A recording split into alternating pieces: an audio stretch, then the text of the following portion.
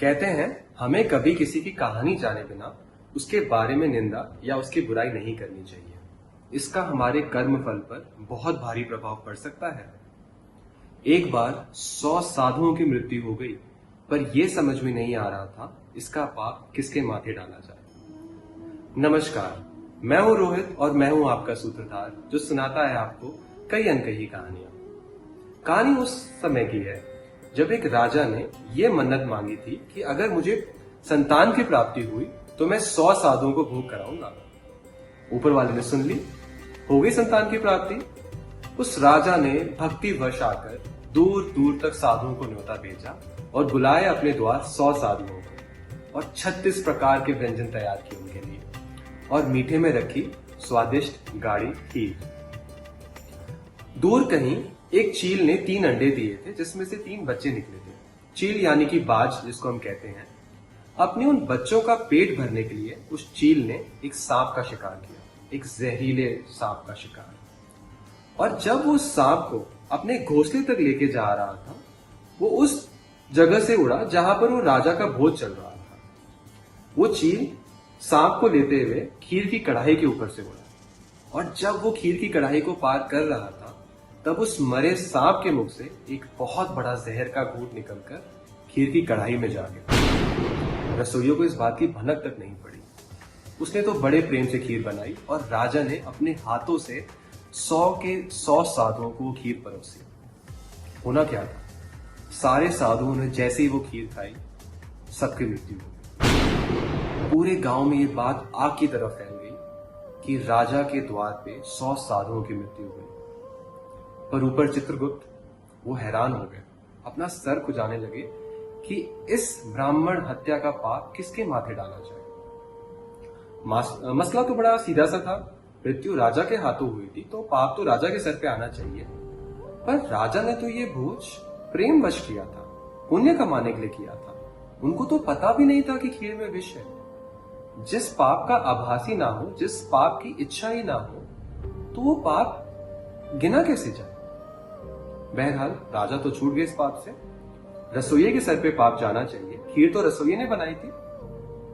रसोइयों को इस बात का कहां से आभास पड़ेगा कि उड़ते उड़ते एक सांप के मुख से विष गिर गया इस खीर में। उसने भी तो प्रेमवश और भक्तिवश ही अपना कार्य कर रहा था। तो खैर रसोइया भी बच गया। चलिए, विष तो सांप का था, सांप के ऊपर ही पाप जाना चाहिए। पर जब सांप के मुख से यह विष गिरा था उस समय तो सांप की मृत्यु हो चुकी थी। जब किसी की मृत्यु हो चुकी है तो मृत्यु के बाद पाप क्या पुण्य क्या। बहरहाल सांप भी बच गया, लेकिन शिकार तो चील ने किया था ना, तो इसका पाप चील के सर पे जाना चाहिए। पर चील तो अपने बच्चों का पेट भरने के लिए उस सांप को लेके जा रहा था। अगर एक शिकारी ने अपने शिकार का शिकार किया तो उसमें पाप कैसा पुण्य कैसा। अगर एक शेर एक हिरन का शिकार करे तो उस शेर को पाप तो नहीं लगता। चलिए, चील भी छूट गया, तो क्या उस चील के बच्चों के सर पे वो पाप डालना चाहिए जिन्होंने उस सांप का सेवन किया। वो तो अभी अभी पैदा हुए हैं, उनको क्या मिल रहा है खाने के लिए, कहां से मिल रहा है खाने के लिए, इस बात तक का ज्ञान नहीं है, तो उनके माथे पे ये पाप कैसे डाल सकते हैं। बड़ी दुविधा की बात थी, किसी को समझ ना आ रहा था कि इसका पाप किसके सर डाला जाए।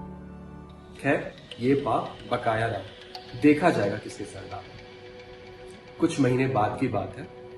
एक योगी, एक भिक्षुक काफी भूखी अवस्था में राजा के गांव के पास से गुजर रहा था। उसने राह चलते किसी आदमी से पूछा, भाई साहब, आप मुझे बता सकते हैं कि राजा का महल किस दिशा में है। उस अनजान आदमी ने पूछा, लगता है तुम इस गांव के नहीं हो, बाहर से आए हो, राजा के घर भला क्यों जाना है। उन्होंने कहा, सुनने में आया कि वो राजा बड़े दयालु हैं और ब्राह्मणों का पेट भरते हैं। सोच रहा हूं मैं भी थोड़ी भिक्षा मांगू और अपना पेट भरूं। उस राह चलते आदमी ने बड़ी तर्क से जवाब दिया, उस राजा के पास गलती से भी मत जाना। तुमने सुना नहीं कि वो ब्राह्मणों को दूर दूर से बुलाता है और उनको विष देकर उनकी हत्या कर देता है। बस यही सुनने की देरी थी। जैसे ही चित्रगुप्त के कानों तक ये बात पहुंची, उन्होंने ये बात का फैसला कर लिया कि उन 100 ब्राह्मणों की, उन 100 साधुओं की मृत्यु का जो पाप है वो इस इंसान के सर पे जाना चाहिए। उस इंसान को इस बात का बिल्कुल भी खबर नहीं कि कि उस महल की दीवारों के बीच क्या हुआ, क्या परोसा गया, जहर कहां से आया। उसने तो यूं ही व्यंग कर दिया कि राजा ने उन ब्राह्मणों की मृत्यु की। इसलिए हमें इस बात की बहुत सावधानी से, इस बात का बहुत ध्यान देना चाहिए कि हम किसी की कहानी जाने बिना उनकी बुराई, उनकी निंदा या उनकी पीठ पीछे उनकी चुगली करें तो उनके कर्म फल पे जो पाप उनको चढ़ने वाला है, कहीं ना कहीं वो हमारे माथे भी आ सकता है। आशा करता हूँ आपको इस बार की कहानी पसंद आई होगी। अगर आप चाहते हैं कि मैं आपके लिए ऐसी नई नई कहानियां लेके आऊं तो प्लीज मुझे अपना सपोर्ट दीजिए और मेरे इस वीडियो को लाइक और शेयर करिए और मेरे चैनल को सब्सक्राइब करके मुझे अपना सपोर्ट दीजिए। नमस्कार।